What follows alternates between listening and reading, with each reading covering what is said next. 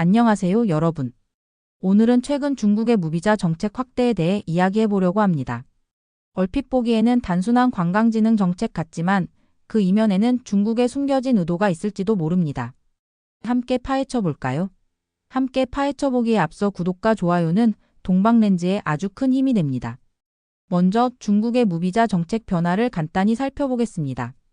지난해 11월 30일부터 중국은 38개국 국민들에게 30일간 무비자 입국을 허용했어요.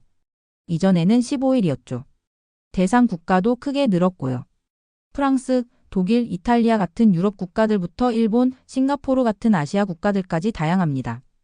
게다가 올해 12월 17일부터는 무비자 경유 정책도 대폭 완화됐어요. 기존 72시간이나 144시간이던 체류 기간이 240시간, 즉 10일로 늘어났죠. 입국 가능한 공항도 21개나 추가돼서 총 60개로 늘어났고요. 여러분 어떻게 생각하세요? 중국이 갑자기 이렇게 문호를 개방하는 이유가 뭘까요? 표면적으로는 관광산업 활성화를 위해서라고 하지만 과연 그게 다일까요? 사실 이 정책 뒤에는 중국의 여러 가지 숨겨진 의도가 있을 수 있어요. 첫째, 경제 회복을 위한 전략일 수 있습니다. 중국 경제가 최근 몇 년간 어려움을 겪고 있다는 건 다들 아시죠? 부동산 시장 침체, 청년 실업률 증가, 소비 부진 등 문제가 산적해 있어요. 이런 상황에서 외국인 관광객을 유치해 경제에 활력을 불어넣으려는 거죠. 둘째, 국제 이미지 개선을 위한 노력일 수 있어요. 코로나19 이후 중국의 국제적 이미지가 많이 나빠졌잖아요. 전염병의 발원지라는 오명부터 시작해서 울프워리어 외교로 인한 반감까지. 이런 부정적 이미지를 개선하기 위해 문호를 개방하는 것일 수 있습니다. 셋째, 더 은밀한 목적으로 정보 수집을 위한 것일 수도 있어요. 많은 외국인들이 중국에 들어오면 그만큼 다양한 정보를 얻을 수 있겠죠. 물론 이건 좀 극단적인 해석일 수 있지만 완전히 배제할 순 없는 가능성이에요. 넷째, 미국을 견제하기 위한 전략일 수 있습니다. 최근 미중 갈등이 심화되고 있잖아요. 이런 상황에서 중국이 더 개방적이고 친화적인 모습을 보여줌으로써 국제사회의 지지를 얻으려는 것일 수 있어요. 다섯째, 자국민들의 불만을 달래기 위한 조치일 수도 있습니다. 중국 내부의 경제적, 사회적 문제로 인한 불만을 외부로 돌리려는 의도가 있을 수 있죠. 우리는 이렇게 개방적인데 문제는 외부에 있다라는 식의 메시지를 전달하려는 거예요. 자, 이제 각각의 가능성을 좀 더 자세히 살펴볼까요? 먼저 경제회복 전략에 대해 얘기해보죠. 중국 정부는 이 정책으로 인해 2025년에는 외국인 관광객이 7천만 명을 넘어설 것으로 예상하고 있어요. 이는 코로나19 이전인 2019년 수준을 회복하는 거죠. 관광객 한 명당 평균 지출액을 고려하면 엄청난 경제적 효과를 기대할 수 있습니다. 그런데 여기서 의문이 들어요. 과연 이 정도의 경제적 효과만으로 중국이 이렇게 파격적인 정책을 펼칠까요? 사실 중국 경제의 근본적인 문제는 내수 부진이에요. 외국인 관광객 유치로 이 문제가 해결될 수 있을까요? 좀 더 깊이 들여다볼 필요가 있어 보입니다. 다음으로 국제 이미지 개선에 대해 생각해 봅시다. 중국은 최근 몇 년간 국제사회에서 꽤 나쁜 평판을 얻었어요. 전염병 발원지라는 오명은 물론이고 홍콩 민주화 운동 탄압, 신장, 위구르 인권 문제 등으로 인해 서방 국가들의 비난을 받았죠. 이런 상황에서 무비자 정책은 우리는 열린 사회라는 메시지를 전달하는 효과적인 수단이 될 수 있어요. 실제로 이 정책 발표 이후 중국에 대한 국제 여론이 조금씩 개선되고 있다는 보고도 있습니다. 하지만 이것만으로 중국의 이미지가 완전히 바뀔 수 있을까요?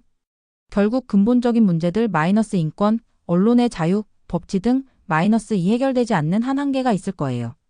중국 정부도 이를 모를 리 없겠죠. 그렇다면 이 정책의 진짜 목적은 다른 데 있는 걸까요? 세 번째로 언급한 정보 수집 가능성에 대해 좀 더 깊이 들어가 볼까요? 이건 좀 음모론적인 시각일 수 있지만 완전히 배제할 순 없어요. 많은 외국인들이 중국에 들어오면 그만큼 다양한 정보를 얻을 수 있겠죠. 예를 들어 외국인들의 소비 패턴, 관심사, 정치적 성향 등을 파악할 수 있어요. 이런 정보들은 향후 중국의 대외 정책이나 경제 전략을 수립하는 데 중요한 자료가 될 수 있습니다. 물론 이건 극단적인 해석일 수 있지만 중국의 과거 행태를 보면 전혀 불가능한 일은 아니에요. 다음으로 미국 견제 전략에 대해 생각해 봅시다. 최근 미중 갈등이 심화되고 있잖아요. 특히 기술 패권을 둘러싼 경쟁이 치열해지고 있죠. 이런 상황에서 중국이 더 개방적이고 친화적인 모습을 보여줌으로써 국제사회의 지지를 얻으려는 것일 수 있어요. 실제로 이 정책 발표 이후 많은 국가들이 중국에 대해 긍정적인 반응을 보였어요. 특히 유럽 국가들의 반응이 좋았죠. 이는 미국의 대중국 견제 정책에 균열을 일으킬 수 있는 요소가 될 수 있습니다. 마지막으로 자국민들의 불만을 달래기 위한 조치일 수 있다는 점도 간과할 수 없어요. 중국 내부의 경제적, 사회적 문제로 인한 불만이 커지고 있잖아요. 이런 상황에서 우리는 이렇게 개방적인데 문제는 외부에 있다라는 식의 메시지를 전달하려는 의도가 있을 수 있죠. 이런 다양한 가능성들을 종합해보면 중국의 무비자 정책 확대는 단순한 관광 진흥책이 아니라 복합적인 전략의 일환으로 보입니다. 경제 회복, 이미지 개선, 정보 수집, 미국 견제, 내부 불만 해소 등 여러 목적을 동시에 달성하려는 시도로 볼 수 있어요. 그렇다면 이런 중국의 전략이 성공할 수 있을까요? 일단 단기적으로는 어느 정도 효과를 볼 수 있을 것 같아요.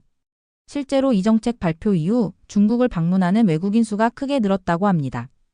2024년 3분기에만 820만 명의 외국인이 중국을 방문했는데 이는 전년 동기 대비 48.8% 증가한 수치예요. 하지만 장기적으로는 여러 가지 변수가 있습니다. 첫째, 중국 내부의 변화가 필요해요. 아무리 무비자 정책을 확대해도 중국 내부의 인권 문제나 언론, 통제 같은 이슈들이 해결되지 않으면 진정한 개방으로 이어지기 어려울 거예요. 둘째, 국제 정세의 변화도 중요한 변수입니다. 미중 갈등이 어떻게 전개되느냐에 따라 이 정책의 효과도 달라질 수 있어요. 만약 갈등이 더 심화된다면 서방 국가들이 중국 방문을 꺼릴 수도 있겠죠. 셋째, 코로나19와 같은 예상치 못한 상황이 다시 발생할 수도 있어요.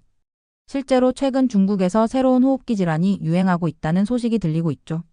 이런 상황이 악화되면 모든 계획이 물거품이 될 수도 있습니다. 그래서 중국 정부도 이 정책의 효과를 지속적으로 모니터링하고 있을 거예요. 필요하다면 언제든 정책을 수정하거나 철회할 수 있다는 점도 명심해야 합니다. 자, 지금까지 중국의 무비자 정책 확대에 대해 다각도로 살펴봤는데요. 여러분은 어떻게 생각하세요? 이게 정말 단순한 관광 진흥책일까요? 아니면 더 깊은 의도가 있는 걸까요?